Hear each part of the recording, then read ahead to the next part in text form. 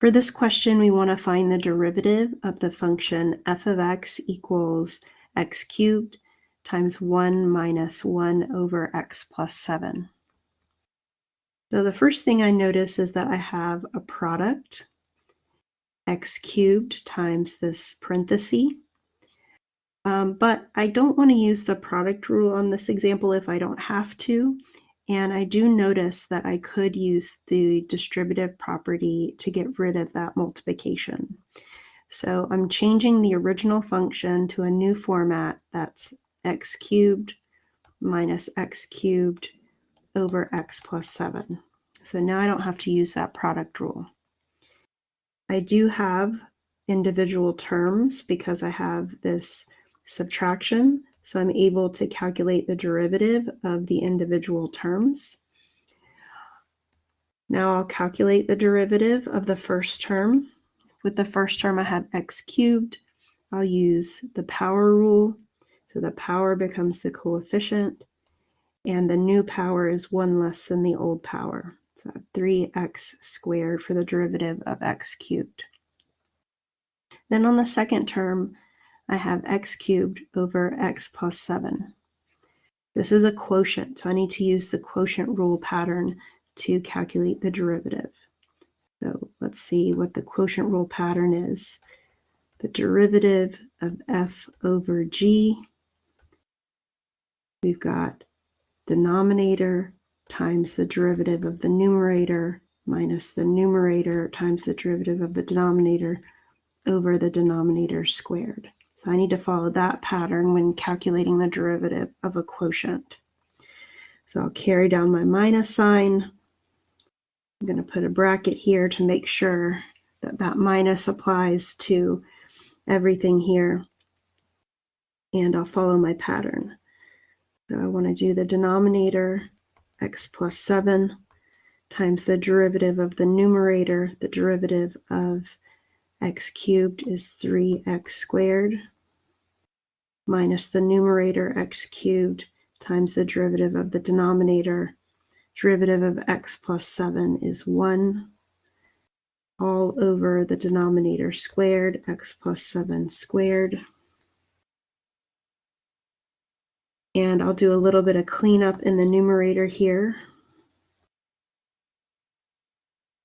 3x squared minus, let's distribute the 3x squared to both of these terms.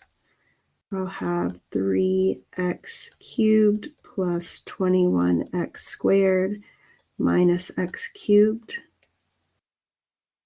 over x plus 7 squared. This gives 3x squared. I can combine these like terms, 3x cubed with minus x cubed. That'll be 2x cubed plus 21x squared over x plus 7 squared. And let me just take a look to see if there's anything else I could do. Maybe factor out the greatest common factor with the numerator, 3x squared, and I'll factor out an x squared. That would leave me with 2x plus 21 over x plus 7 squared. Nothing cancels, so we'll stop there. So we calculated the derivative to be 3x squared minus x squared times 2x plus 21 over x plus 7 squared. So for this question, we want to find the derivative of the function, which is f of x equals 8x minus 3 over square root x. So I got this question, and the person asked the question, can I move this radical to the numerator and use the product rule instead of the quotient rule?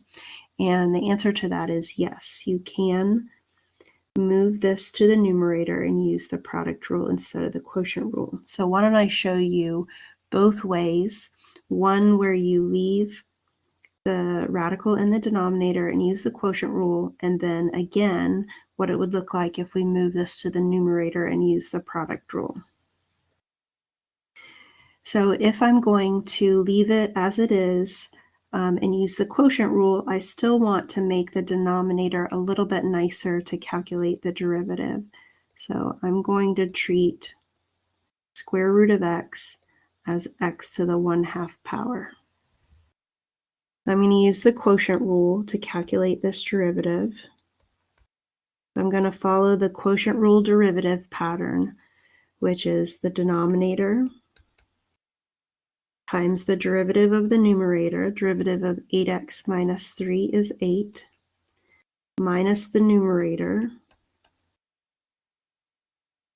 times the derivative of the denominator. So that's going to be 1/2 x to the negative 1/2. I use the power rule.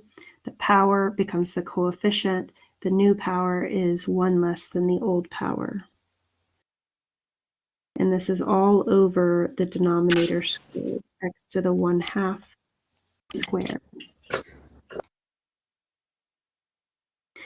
So that's our quotient rule pattern, and I just need to do a little bit of algebra cleanup to make this nicer. And what I'm going to do is treat this 1/2 x to the negative 1/2 as 1 over 2x to the 1/2. That negative in the exponent, so I have 8x to the 1/2 minus 8x minus 3 times 1 over 2x to the 1/2. In the denominator, x to the 1/2 squared is x. So what I want to do is I want to eliminate this little fraction. This is a complex fraction because you have a fraction inside of a fraction. And I'll use the clearing fractions technique to do that. I'm going to multiply the big numerator by 2x to the 1/2 and the big denominator by 2x to the 1/2. I'll distribute that to the first term over here and distribute that here. So that gives me 16x to the 1/2 times x to the 1/2, or x to the 1/2 times x to the 1/2 is x. I have 8x minus 3 times, when I distribute to that second term, it cancels out, and I just get 1. And this is all over 2x to the 1/2. Okay, so this is 16x, x to the 1/2 times x to the 1/2. We're multiplying with the same base, so we add the exponents, and that's how we get a 1 there. I'll distribute this negative. That's minus 8x plus 3 over 2x to the 1/2. And then finally combine like terms. 16x minus 8x is 8x plus 3 over 2 square root. I made a mistake there. I apologize. Let me correct it. So I should have multiplied x times 2x to the 1/2. So I'm missing an x there. I'm missing an x there. So that would make this 2x to the 3/2. That's x to the first times x to the 1/2. You add those exponents, x to the 3/2. So this is 8x plus 3 over 2 cube root, not cube root, square root of x cubed. Okay, let me zoom out so you can see the whole thing.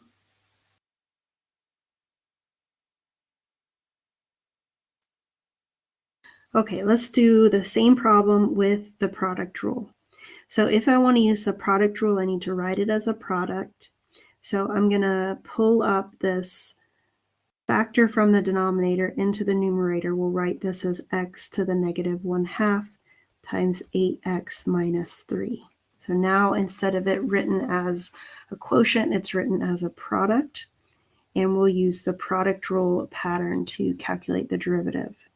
So the product rule pattern is the first factor times the derivative of the second factor. Derivative of 8x minus 3 is 8, plus the second factor, 8x minus 3 times the derivative of the first factor, which is negative 1/2 x to the negative 3/2.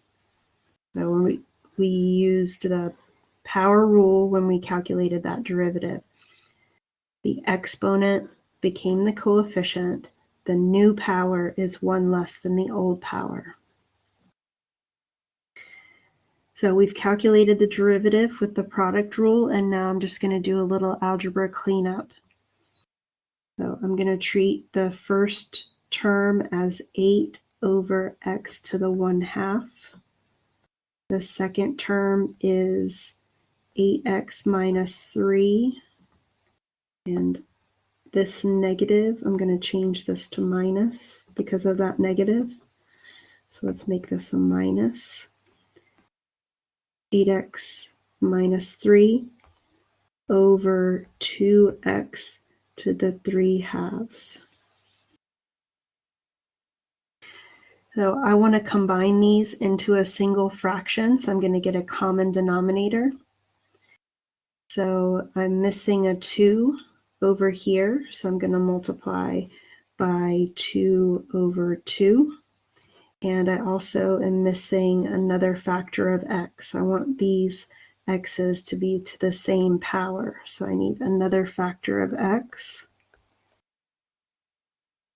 2x times 8 is 16x. Then we have in the denominator 2x times x to the 1/2, that's 2x to the 3/2, minus 8x minus 3 over 2x to the 3/2. Now the denominators are the same. We can combine them into a single fraction with a denominator of 2x to the 3/2.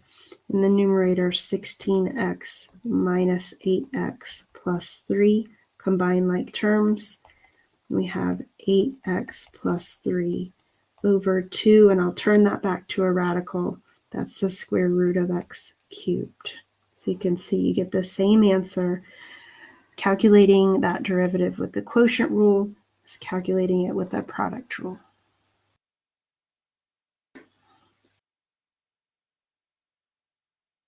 For this question, we want to find the derivative of the function f of x equals 4x cubed plus 3x times x minus 3 times x plus 5. And I noticed that the function is written as the product of 3 factors, and I'm going to use the product rule. I could avoid using the product rule on this if I multiplied all of this out and wrote it as individual terms, but I think it'll be a good idea for us to practice. What are we going to do with when we have more than 2 factors in our product? So let's take a look at that. I want to calculate the derivative with the product rule, and the product rule, I need 2 factors to follow that pattern. So I'm going to group 2 of the factors together. So let's group these 2 factors together and say we have our first factor being 4x cubed plus 3x, and my second factor is x minus 3 times x plus 5. So to follow the product rule pattern, I need the first factor, 4x cubed plus 3x, times the derivative of the second factor. So I'm going to put a bracket here, and I'm going to write x minus 3 times x plus 5, and I'm going to put a prime on here as a reminder that I need to calculate the derivative of that. Okay. Plus the second factor, x minus 3 times x plus 5, and I need to multiply by the derivative of the first factor. So that's going to be derivative of 4x cubed, that's 12x squared, and the derivative of 3x is 3. Okay, so Now, we're going to calculate the derivative of this part right here, and that is also a product. So I need to use the product rule pattern when calculating the derivative of that part. Got 4x cubed plus 3x, and I'll follow the product rule pattern. This is my first factor, this is my second factor. Got x minus 3 times the derivative of x plus 5. Derivative of x plus 5 is 1, plus the second factor times the derivative of the first factor. Derivative of x minus 3 is 1. And then I'm going to copy the rest of this down. X minus 3 times x plus 5 times 12x squared plus 3. So at this point, we have calculated the derivative.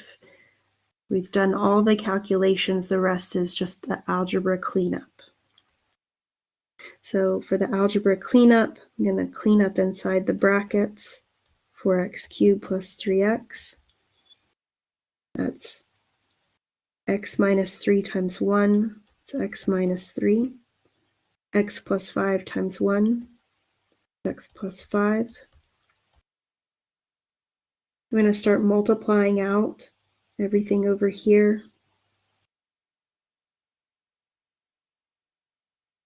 Okay, so if I multiply out, I'll have x squared plus 5x minus 3x minus 15 times 12x squared plus 3. This is 4x cubed plus 3x times 2x plus 2. And I'll combine like terms. We have like terms in 5x and negative 3x. We have x squared plus 2x minus 15 times 12x squared plus 3. Okay, I'll do a little bit more multiplying. I can FOIL out here and multiply out here. So this would give 8x to the fourth plus 8x cubed plus 6x squared plus 6x. Then over here, I'd have 12x to the fourth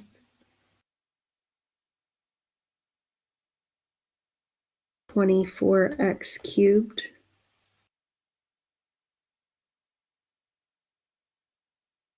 15 times 12. I don't know what that is in my head. I'm getting my calculator. 15 times 12 is 180. So we have minus 180x squared and 3x squared. Hold on, let me check that. Yeah, 3x squared plus 6x minus 45.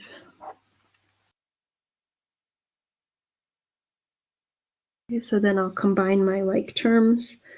I have an x to the fourth here and an x to the fourth here. I'll combine those. 8x to the fourth plus 12x to the fourth is 20x to the fourth. Then I have an x cubed here and here.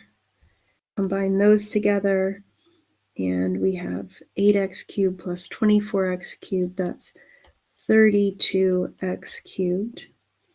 Then I have a squared here, here, and here. So 6 plus 3 is 9, and negative 180 is 171, negative 171x squared. And then we have an x here and an x here. 6x plus 6x is 12x. Carry down the minus 45. So we have 20x to the fourth plus 32x cubed minus 171x squared plus 12x minus 45.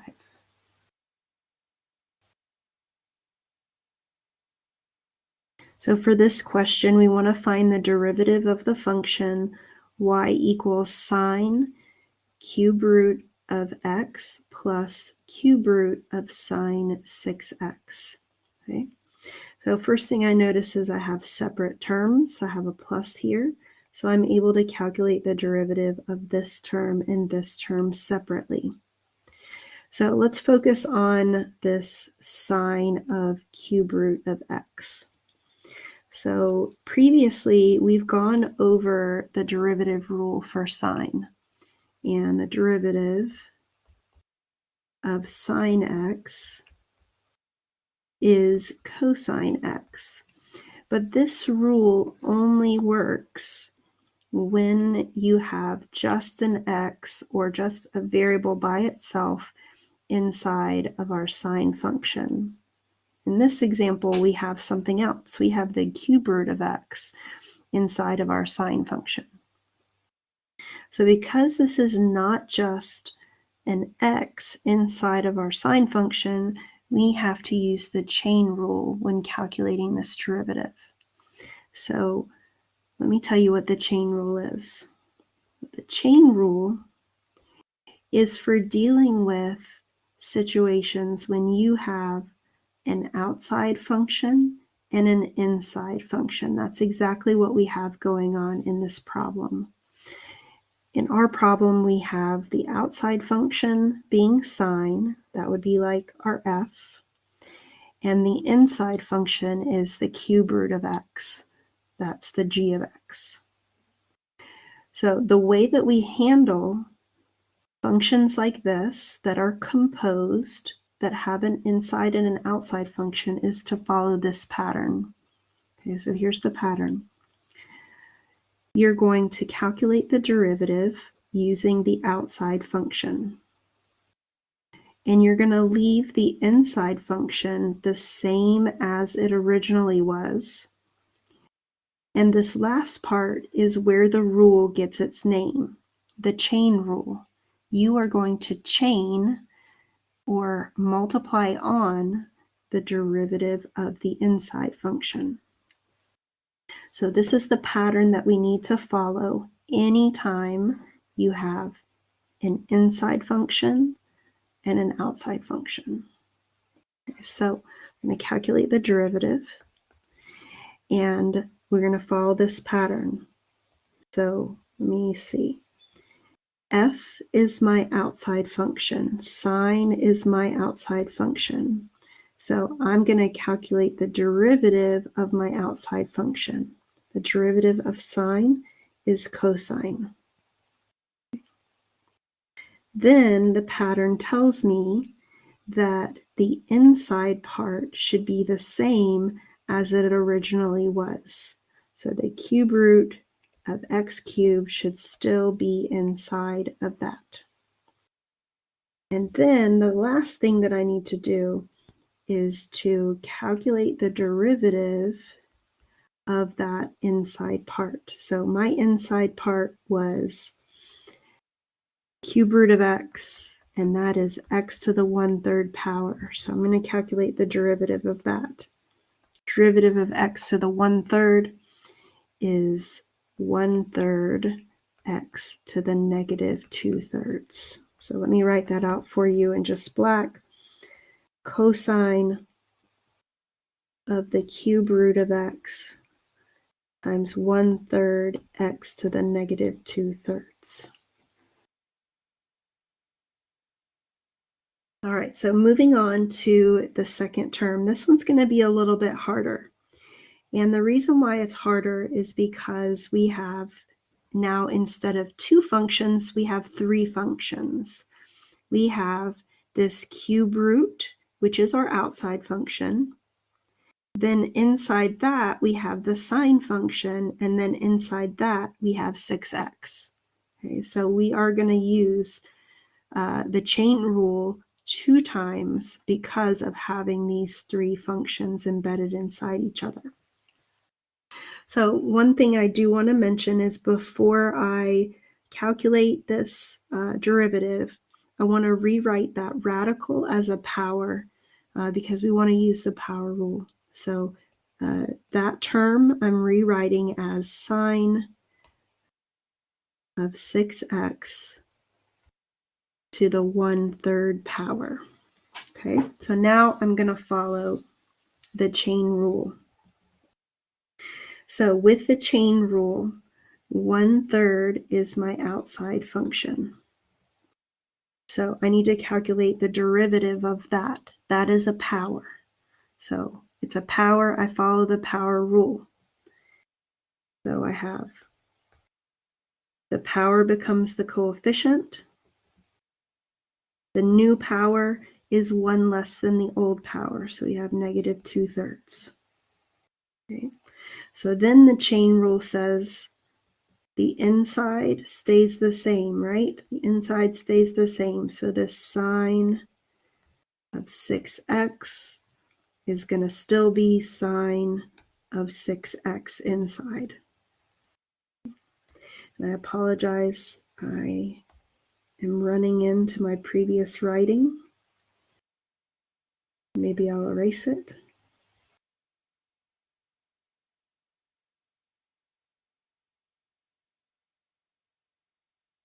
So the last thing I'm going to do is to chain by multiplying by the derivative of the inside.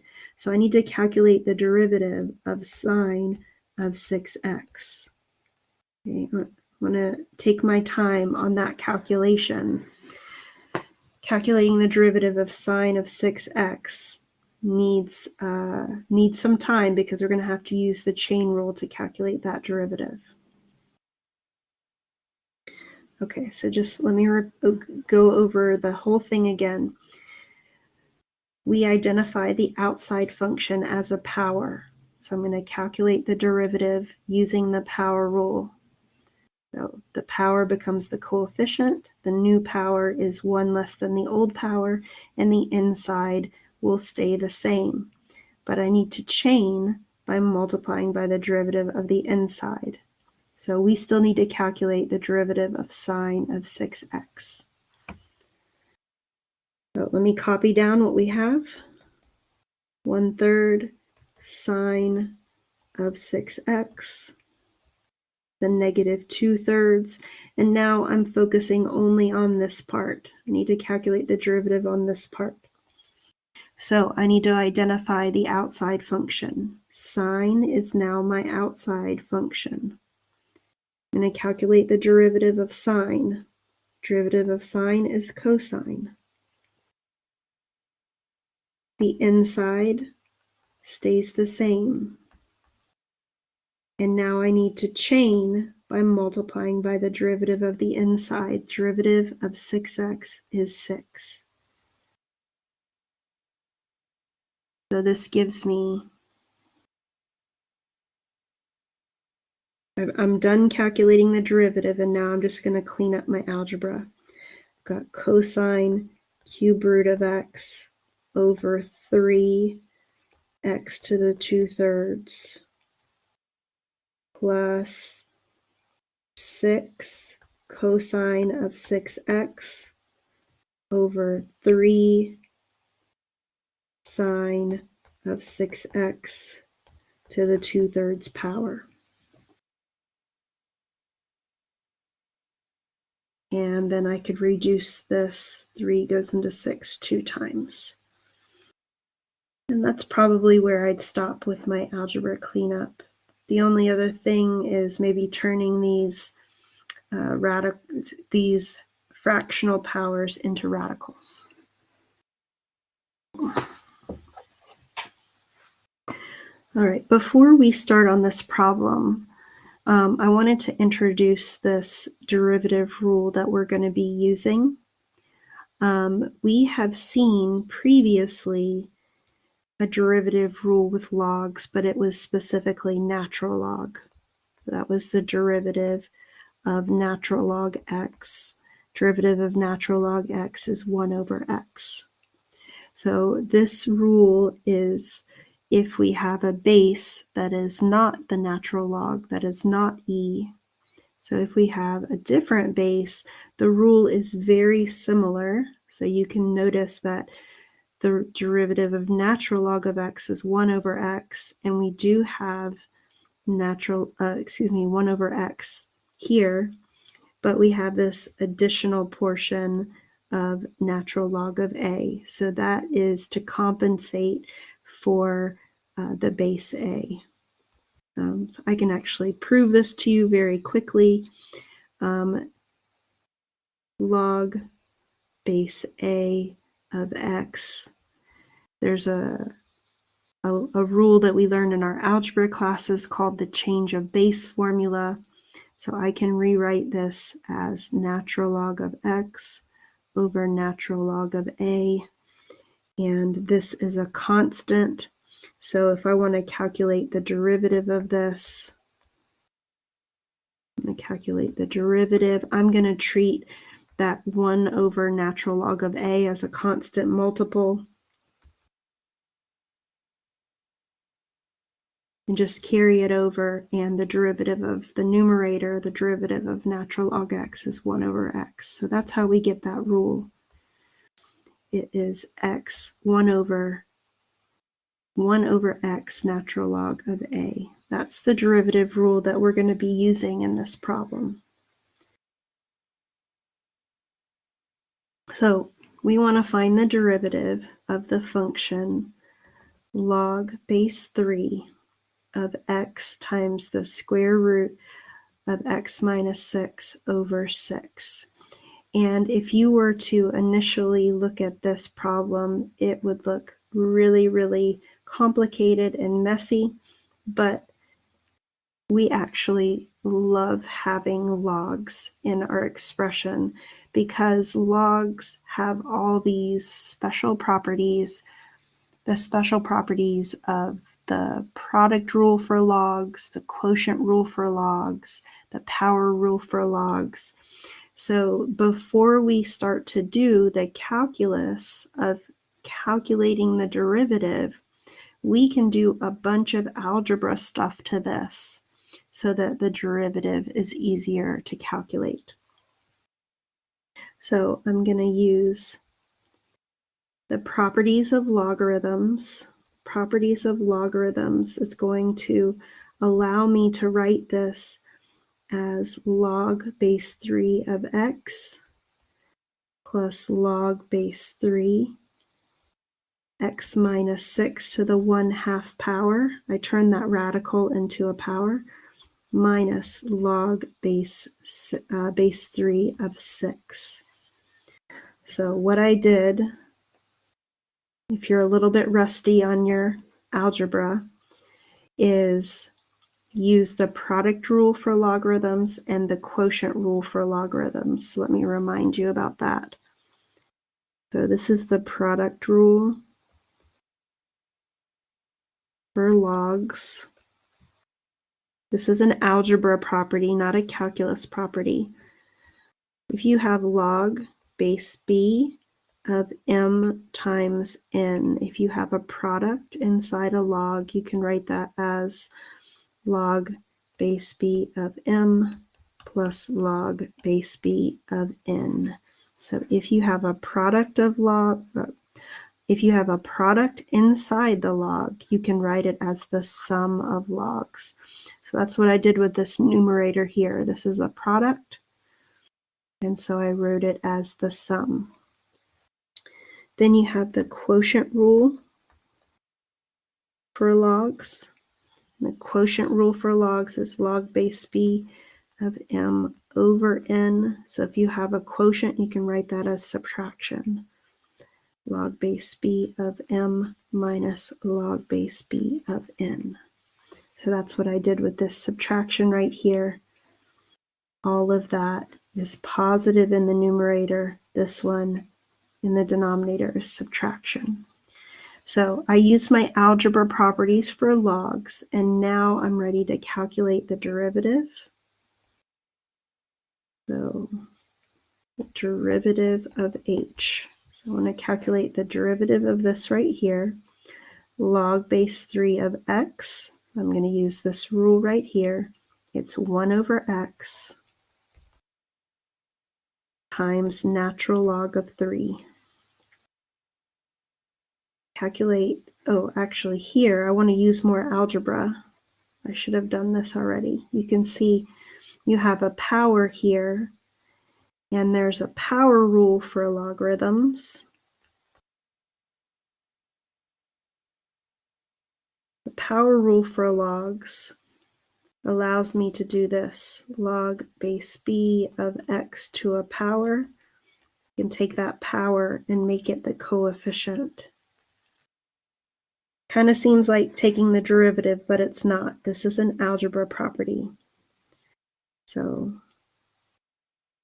I'm going to move this 1/2 to right here.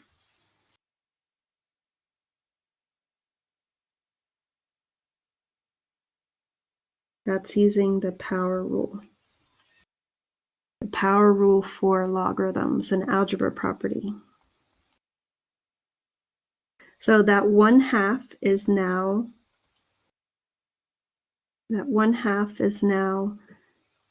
a constant multiple, so I'll carry it down.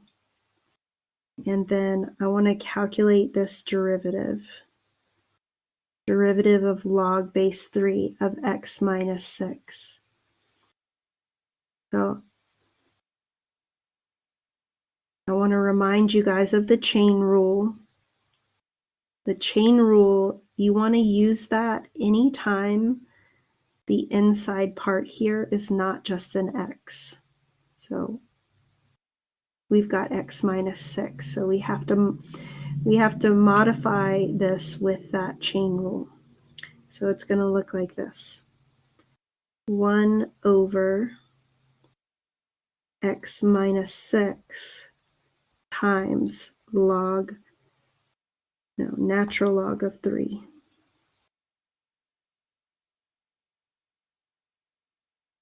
And then finally, this last part right here, log base 3 of 6, this is a constant. Derivative of a constant is 0. So that's our derivative. And I need to mention one more thing. I think I did a poor job of explaining the chain rule on this one. So I just want to go back to it again. So you can see it's 1 over x. It's really 1 over the inside. 1 over the inside. So the inside is x minus 6. 1 over the inside times natural log of 3. And I also should multiply by the derivative of the inside. So the derivative of the inside is a 1. This is 1 over x natural log of 3 plus 1 over 2 natural log of 3 times x minus 6. And that's our derivative for this one.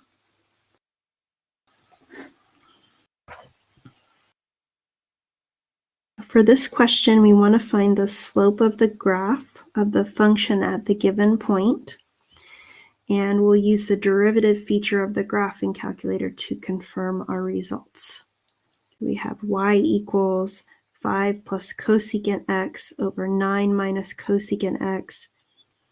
And we want to find that derivative at the point pi over 6, 1. So we know that the slope of the graph at a given point is going to be the derivative. So we need to calculate the derivative. Calculate the derivative of 5 plus cosecant x over 9 minus cosecant x. We need to use the quotient rule because we have a quotient here. So let's follow the quotient rule pattern. We're going to do 9 minus cosecant x, that's our denominator, times the derivative of our numerator, 5 plus cosecant x. Putting the prime on that to remind myself to calculate the derivative.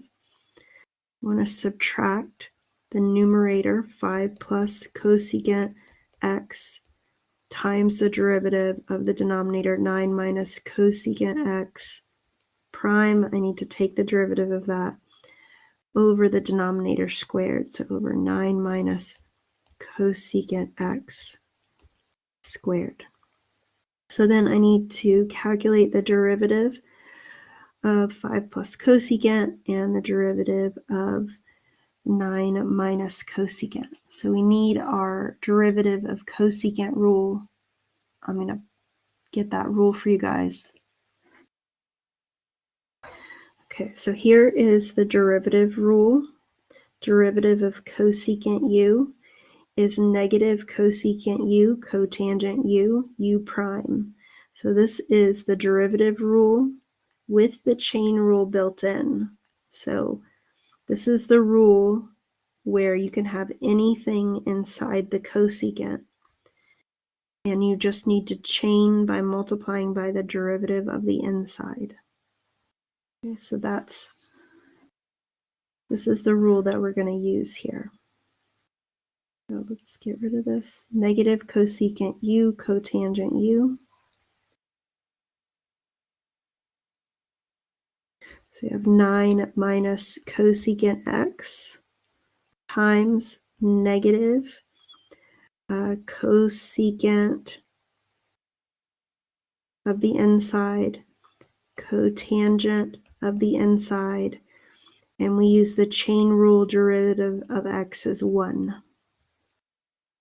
We have minus 5 plus cosecant x. Derivative of 9 is 0. Derivative of negative cosecant would be negative cosecant x cotangent x, chain rule, multiplied by the derivative of the inside. And this is all over 9 minus cosecant x squared. Okay, so let me see what kind of cleanup we can do here. I can distribute this negative cosecant x cotangent x to both of these terms. We can distribute to these two. These two negatives become positive, and I can distribute to these two terms. So that would give negative 9 cosecant x cotangent x.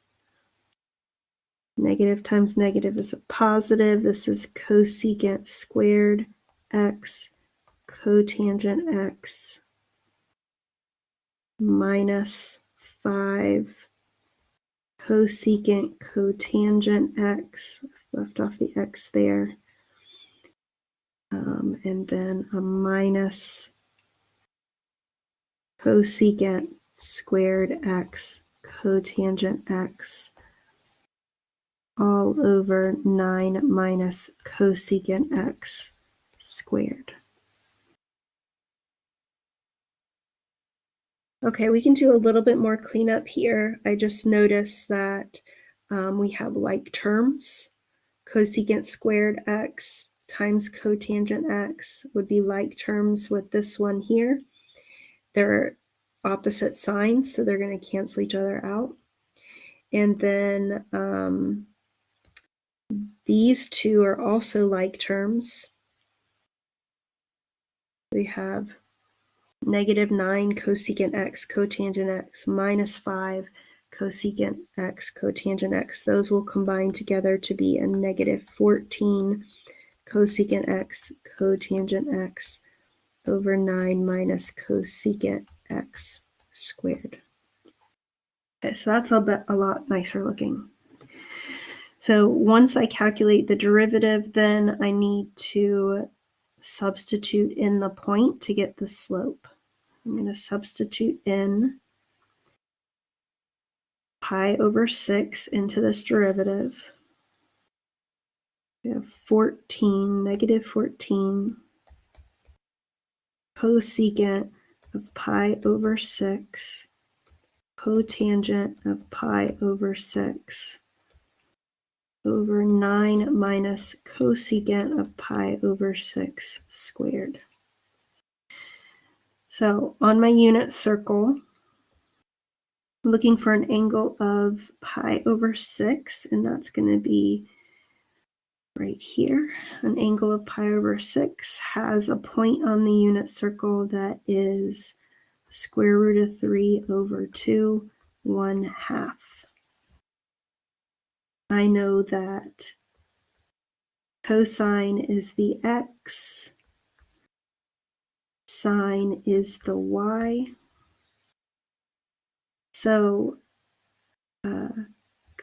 cosine of x is 1 over secant x, cosine, sorry, I'm fumbling over my words here, trying to think and write at the same time. Sine x is 1 over cosecant x.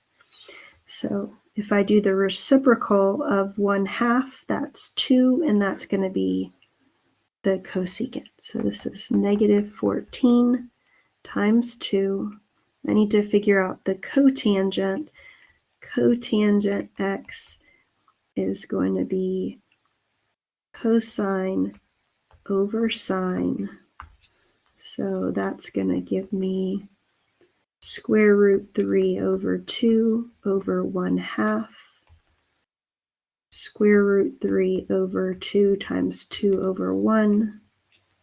So we get square root of 3 for the cotangent. So times square root of 3 over 9 minus 2 squared. So negative 14 times 2 is 28 square root of 3. 9 minus 2 is 7. 7 squared is 49. I can reduce that by 7. 7 goes into 28 4 times. 7 goes into 49 7 times. So I've got negative 4 square root of 3 over 7 for the slope at the point at x equals pi over 6. All right, so this question also says to check using the graphing utility. I'm going to use the derivative feature in the graphing calculator. So in the y equals menu, I want to type the function 5 plus cosecant. Cosecant is 1 over sine. So I'll do 1 over sine of x. That's my numerator. Over in the denominator, we've got 9 minus cosecant. So I need to do 1 over sine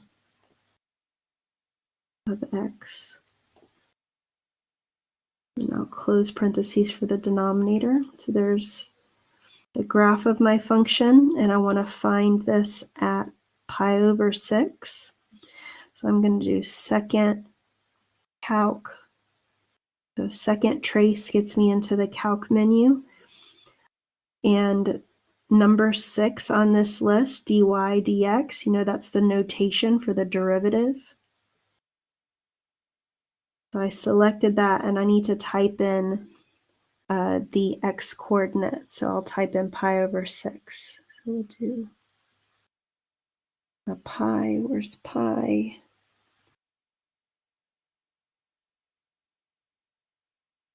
Right here's the pi. So I'll do second pi over 6. And it's going to give me the derivative at that point, negative 0.98.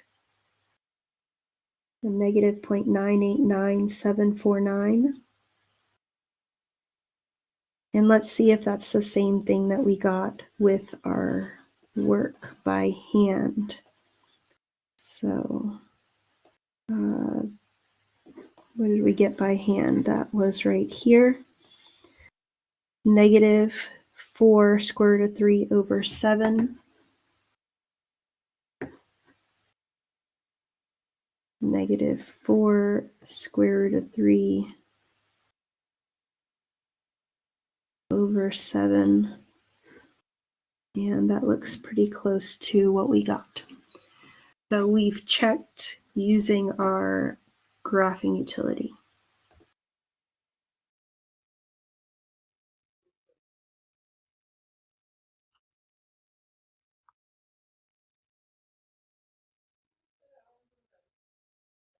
Thank you for checking out my videos. Have a great day.